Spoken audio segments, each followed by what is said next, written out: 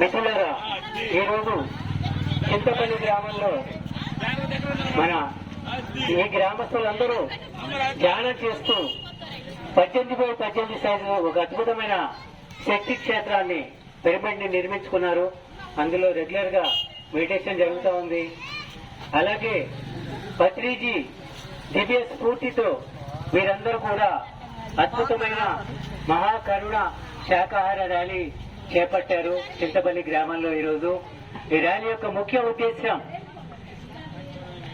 మూగజీవుల పరిరక్షణ.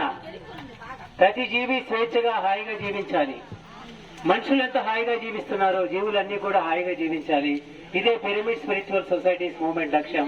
పత్రిగారి